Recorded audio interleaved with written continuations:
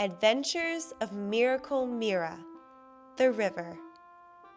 Written by Sindhu Kavirappa. Narrated by Mindy Herbeck. And music by Dhyan Deepak. Once upon a time, in a faraway village, there lived a man with his daughter. Her name was Mira. Mira was a beautiful girl with long hair and gorgeous black eyes. She was lame by birth. Her left leg was shorter than her right, which made her limp as she walked. But there was something fascinating about her. She was always smiling and joyful. People in the village fondly called her Miracle Mira. Her father was a toy maker who carved beautiful wooden toys, which Mira sold at the village market.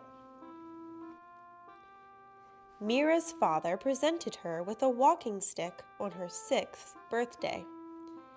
Mira loved her new present. It was going to be her best friend, and she would call it Henry. Mira spoke to Henry all the time. She explained everything she saw: the village market, narrow roads, tall trees, winding river. She was certain Henry could hear her voice. On a beautiful spring morning, Mira walked towards the village market, holding Henry in one hand and a bag filled with toys in the other. People always bought her toys when Henry was by her side. Mira hurried down the winding path. She wanted to get to the market before it got too crowded. She leaned on Henry for support as she navigated her way through the tall grass that covered the path. There were beautiful wildflowers on both sides of the path. Bees, butterflies, and dragonflies danced joyously around the flowers. The gentle breeze was filled with fragrance and freshness. The sound of the river flowing nearby was musical to the ears. Mira was cheerful as always. She said to Henry, "Oh, dear Henry, do you hear that?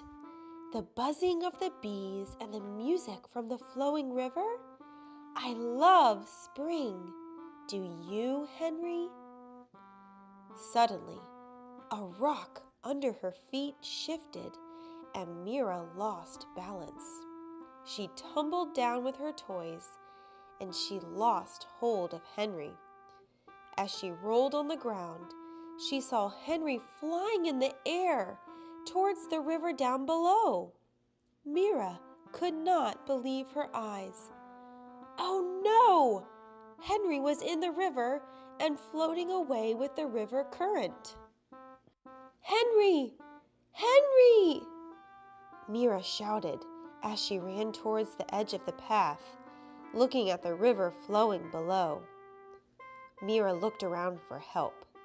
There was no one. Mira took a deep breath and jumped into the river. She had to find Henry. As soon as she touched the water, she realized that she could not swim. Her father had offered to teach her swimming several times, but she had not paid attention to him. "Oh, how I wish I had learnt swimming from my father," she thought to herself sadly. Mira closed her eyes and said to herself, "I cannot drown. I have to find Henry." She looked up and saw a large tree trunk floating close to her. She grabbed at it with all her might. She sat on the trunk as it floated and looked around for Henry. "Henry! Henry! Where are you?" she shouted as loud as she could, hoping Henry would hear her. But she didn't see him. The trunk was now floating faster as the current got stronger. Mira had to find a safe place, or she would float away into the lake. There was a huge rock in the middle of the river. Mira grit her teeth and rowed hard with her hands and moved the trunk towards the rock. As she got close, she jumped off the trunk onto the rock. She was relieved and felt much safer now. But where was Henry? And how would she get back to her village? Mira looked around, straining her eyes to look for Henry. There was no sign of Henry at all. Her heart became heavy with sadness. Tears filled her eyes. She sat down on the rock and tried to remain calm. Her father always said, "In times of distress, do not panic. Remain calm." A few hours had passed, and Mira was now tired, thirsty, and hungry. She crawled down the rock and drank water from the river. Henry was gone! She could not control her tears. She sat down and sobbed. Mira looked up and saw the bright red evening sky. The sun was going down, and it would soon be dark. Wolves howled from the distant forest. The wind became chilly, and Mira began to shiver. Her clothes were wet. She was cold, tired, and hungry.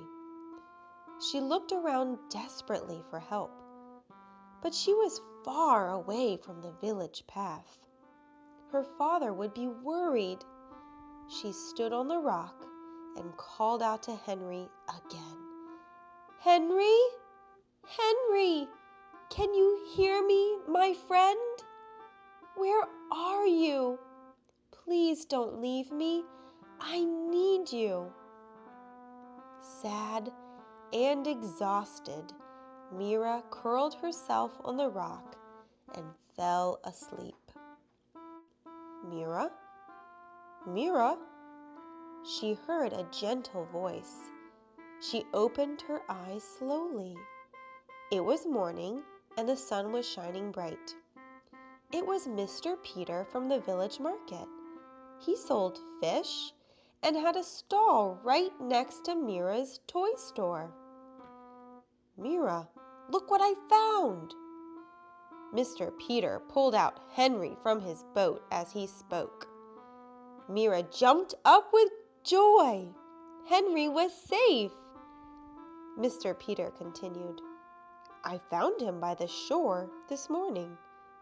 Did you know that this walking stick could talk? It told me that you needed help and brought me here to rescue you." Mira hugged Henry as tight as she could. She thanked Mr. Peter profusely and jumped into the boat. Mr. Peter rowed the boat towards the village. Father had looked for Mira everywhere through the night. He saw Mira and ran towards Mr. Peter's boat. He was so happy and relieved to see Mira safe and sound. He hugged Mira. Mira was tired from her adventure at the river, but she was very happy to be safe and have Henry back by her side. The end.